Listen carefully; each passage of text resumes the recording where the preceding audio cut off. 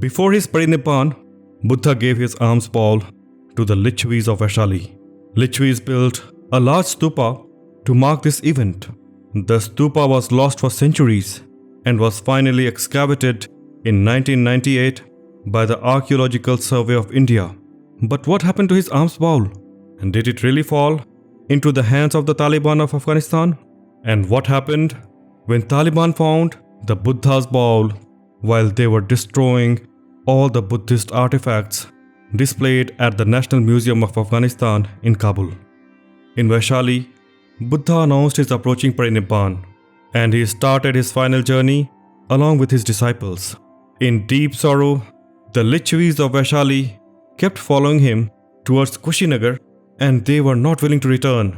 Finally, to persuade them to return, Buddha created an illusion of a river which compelled them to return. He gave them his alms bowl as a memorial and asked them to return to their respective homes. Later, the Licchavis built a mud stupa in memory of that event. This mud stupa was enlarged by King Ashoka during the 3rd century BC. It was further enlarged and renovated between the 2nd century BC to the 7th century AD during Sung, Kushan, and Gupta periods. The stupa is now known as the Kesariya Stupa, and it is the highest stupa in the world. During ancient times, it was known as Keshaputta and was a major Buddhist site.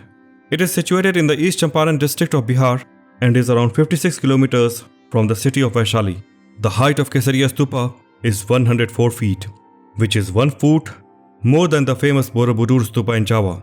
The circumference of the stupa is 1,400 feet. During the glory period of Buddhism, the stupa was 150 feet in height. However, when it was excavated, the height of the stupa was calculated to be 123 feet. But the 1934 earthquake in Bihar destroyed the upper part of the stupa, further reducing its height. It was lost to the world during the Middle Ages and got covered in dust. The stupa was rediscovered in 1814 by Colonel Mackenzie.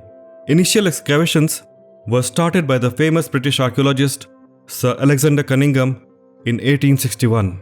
However, the stupa was yet to see its full glory and had to wait for more than a century when K.K. Muhammad, an archaeologist from the Archaeological Survey of India, conducted a proper excavation of the site in 1998. The excavations of the stupa revealed the 6 terraces with the Pradakshina Path around the stupa. Several statues of Buddha have also been found in the terraced chambers of the stupa. The statues were made of soil and pebbles. They have got destroyed during successive attacks on the stupa. Most of the statues are in the earth-touching posture or in a state of meditation. When Buddha gifted his alms ball to the people of Vaishali, the city was ruled by the Lichhavi clan. The Licchavis brought the alms ball to their capital city and placed it in a monastery. The ball stayed in Vaishali for the next 5 centuries, and the farmers and fruit growers used to offer their first harvest to the bowl. The city of Vaishali was known for the presence of bowl of Buddha. But this was soon to change when the Kushan king Kanishka invaded the city of Patliputra in the 1st century. According to the 16th century Tibetan Buddhist monk Taranath, the king of Patliputra was defeated in the war, but Kanishka left the city with the bowl of Buddha along with the great philosopher Ashok, as per the terms agreed with the king of Patliputra. Ashok later wrote the biography of Buddha. Kanishka was a devoted Buddhist, and he took the bowl to his capital city of Purushpur, now known as Peshawar. It remained in Peshawar till the end of 4th century, but was later removed to the city of Kandahar to protect it from the invasions by the king of Yuchi, who was against Buddhism. The alms bowl of Buddha remained in Kandahar for next several centuries. The Islamic conquest of Afghanistan during the Middle Ages resulted in the complete destruction of Buddhism in the region. The reports mention that sometime around the 11th century, during the time of Mahmud Ghazni, Quranic verses were inscribed on the Buddha's bowl. The bowl was kept at the Jama Masjid in Kandahar and was used to store water and wuzu for washing hands and feet before offering namaz.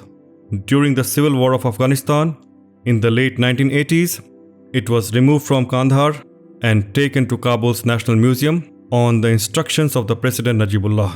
Once the Taliban came into power, they destroyed all the un-Islamic artifacts placed at the National Museum. It was an immense loss of the Buddhist heritage of Afghanistan. But the alms ball of Buddha survived because of the Quranic verses inscribed on them. The alms ball is still on display at the museum near the entrance. It has an inscription of a lotus at its base and a highly polished exterior, which confirms its Buddhist origin. However, some scholars suggest that the alms ball at display is probably an early and larger copy of the original alms ball of Buddha brought to Peshawar by King Kanishka. Today, Kesariya Stupa, the original site where Buddha gifted his alms ball to the people of Vaishali, still needs to be excavated and conserved properly. Hardly half of the structure has been excavated and restored till now. It is gradually becoming one of the major centers of Buddhist pilgrimage, but the issue of poor connectivity to the site and lack of basic facilities for the tourists and pilgrims still needs to be addressed. If you found value in this video, please give it a thumbs up.